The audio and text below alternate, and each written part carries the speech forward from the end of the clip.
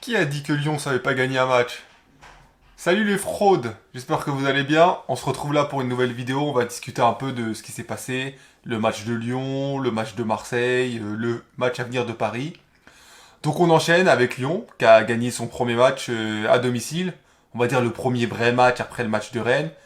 3-0, triplé de Lacazette. C'est un match qui est très important pour Lyon parce que tu sens que dans la confiance, c'est encore un peu limité.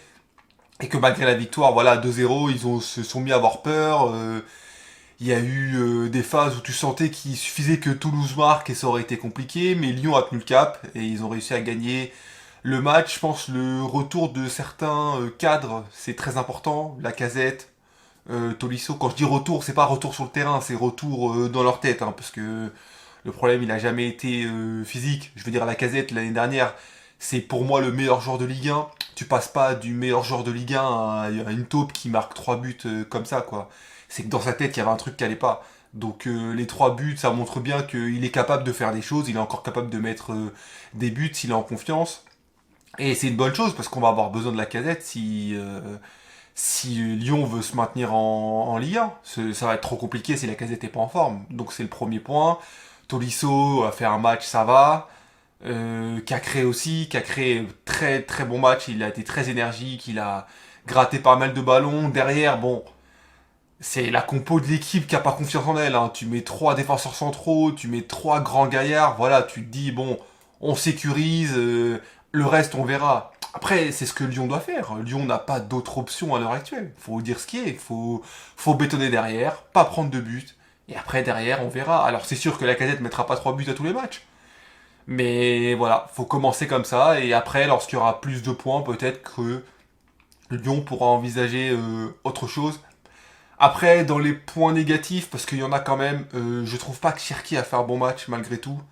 Euh, il a pas été horrible, et le fait qu'on gagne 3-0, on se dit ouais, ok, mais c'est pas fou quand même, c'est pas fou. Ok, il court, etc. Mais au final, Cherki, c'est un mec, s'il marque pas pendant 10 matchs, il y aura pas de problème. Dans sa tête, lui, il a pas besoin de marquer en fait pour sentir qu'il a fait un bon match. Pour lui, je pense que il fait un bon match s'il a éliminé des joueurs. S'il a fait une différence dans les dribbles, mais pas forcément s'il y a de passe D ou de but. Mais en fait, à l'heure actuelle, Lyon, ils ont besoin de but, ils ont besoin de passe D. Donc en fait, ils ont presque besoin qu'un joueur sur le terrain soit moins fort que Cherki s'il court plus, s'il a plus envie, s'il apporte plus de grinta. La technique de Cherki actuelle, qui est supérieure à la moyenne, il n'y a pas de souci. Tant qu'elle apportera rien de plus, elle sert à rien. Dans le contexte actuel lyonnais, elle sert à rien. Ils ont besoin de plus que ça. Et d'ailleurs, quand il est sorti, ça a fait aucune différence pour l'équipe. L'équipe a marqué, etc. Nuama, par exemple, il a été plus intéressant parce que Nuama, même s'il a moins de qualité technique, plus de qualité de vitesse, de qualité physique, plus d'impact, il a couru beaucoup plus, il représentait plus un danger pour l'équipe adverse que Cherki.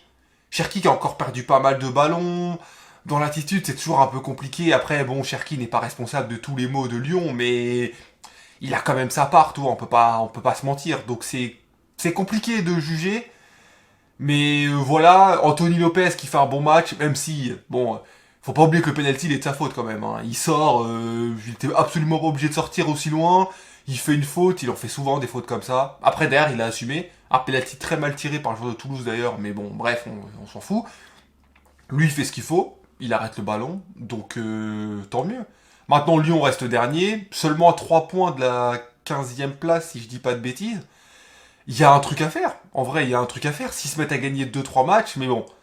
Le souci, c'est que les prochaines échéances, c'est pas évident. Là, Lyon se déplace à Monaco, bah, il se déplace à Monaco, quoi.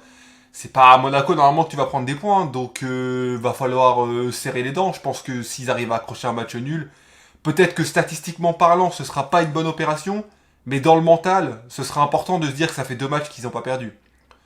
Mais bon, déjà, faut souligner les bons points. Ils ont gagné. 2 victoires en championnat, c'est pas beaucoup, mais c'est autant que Toulouse, par exemple. Il y a beaucoup d'équipes qui sont moyens. C'est juste qu'ils ont fait un peu plus de nul que Lyon, mais voilà. Donc, je pense que il peut y avoir ce déclic si au prochain match Lyon perd pas. Il faut absolument que Lyon ne perde pas le prochain match. Donc voilà, en tout cas, ça va être intéressant à suivre. Ensuite, bah, il y a Marseille qui a battu Lorient. Après avoir battu Lyon, Marseille, ils enchaînent bien. Aubameyang, il est chaud. Et tant mieux pour toute l'équipe de Marseille, parce que tu sens que cette équipe-là, si elle continue dans la lancée, elle peut aller loin. Alors tactiquement, ça peut être beaucoup mieux, etc. Il y a des choses qui doivent être améliorées, mais tu sens que l'envie, elle est là. Et à partir du moment où l'envie, elle est là, et que les joueurs, ils sont en confiance, et qu'ils sont heureux, t'as déjà fait 80% du boulot. Après, la tactique, c'est des choses, faut peaufiner, etc. Mais tu sens que déjà qu'il y a une alchimie dans l'équipe et que c'est une équipe qui peut aller loin. Donc ça, c'est une bonne chose pour Marseille. Après, la troisième équipe que j'ai envie d'évoquer, bah, c'est le PSG. Bon, ils ont battu Nantes. J'ai pas vu le match, donc je vais pas prétendre faire un résumé, etc. J'ai juste vu que Colomboigny avait marqué, donc tant mieux pour lui. Je pense que le plus important, c'est qu'est-ce qui va se passer mercredi. Voilà, on a une équipe de Dortmund qui est un peu décimée, déjà qualifiée, qui en championnat, vraiment, c'est vraiment moyen, moyen. Et en face, t'as ce PSG, je trouve, qui c'est très variable. Un coup, il joue bien, puis après, il joue moyen. Je sais pas, en fait, je sais pas. Franchement, je serais pas choqué qu'il se fasse éliminer mercredi. Mais en même temps, s'ils battent Dortmund, ça ne choquera pas non plus. C'est très bizarre, hein, cette équipe du PSG cette année. En tout cas, il y a des dépendances qui sont, je trouve, inquiétantes.